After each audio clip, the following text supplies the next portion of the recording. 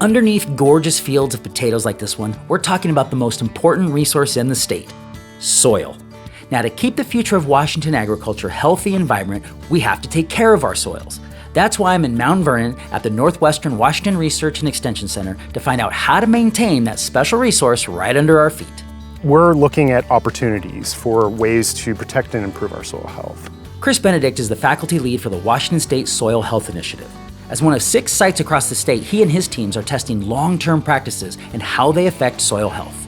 So this is big picture stuff. It's going to give us the ability to really look at what changes in the long term. Researcher Deirdre Griffin-LeHue is focused on how soil can break down organic matter. And interestingly enough, her path to soil research wasn't always this dirty. Well, I had a previous career in ballet, and so there was a clear transition. Right, it makes perfect sense. No, but through that I got interested in nutrition actually. Realized through that I was really interested in really where it comes from the soil. You wanted to get to the roots. I wanted to get to the roots. I wanted to get to the foundation. Soil is the foundation of everything we do. Researcher Gabe LeHue works among the various plots at the site, making sure they're worked similarly to what farmers would be doing, so they can learn and share that knowledge to keep soil healthy and productive across the entire state. You're testing the soil, but will you also harvest these potatoes and use them? Absolutely. So we're tracking the yield and quality of all the crops we're growing, and then every year we test the soil, and then every 4 years we come back and we do a really intensive sampling, and that really helps us get a comprehensive picture. We're looking at how quickly the organisms in the soil can basically decompose residues that might be going in,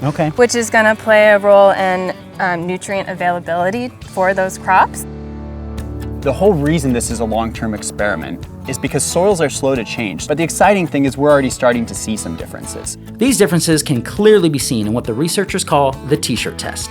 So I have 2 t-shirts here that I buried in the soil. All right. One is from a field that was just left without any crops, it was heavily tilled. And then one was from a field that had a lot of organic matter inputs, had continuous crops in it. So I buried the t-shirts for 3 weeks. And you can see that, actually in this field, there was some action going on. There's some holes in that shirt. Yeah. So they did a pretty good job breaking down. But when we unburied the one from the other field, this is what we found. Whoa, okay. So you can see that the organisms in that soil are just ready to break down any residues that are going in, turn it into soil organic matter, turn it into nutrients that crops can then take up and really benefit the soil. All right. So this isn't the only way that soil scientists test soil. All right. This is our trusty probe that we use all the time.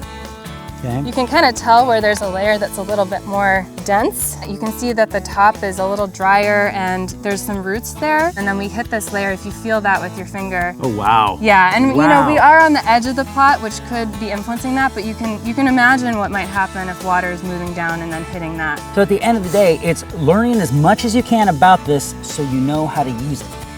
Yeah, and how to manage it well so that it can, get the best crop you can, but also how you can protect it. Our ecosystems rely on soil, our food systems rely on soil. Something that's happening within this little piece of soil can have an impact on the globe.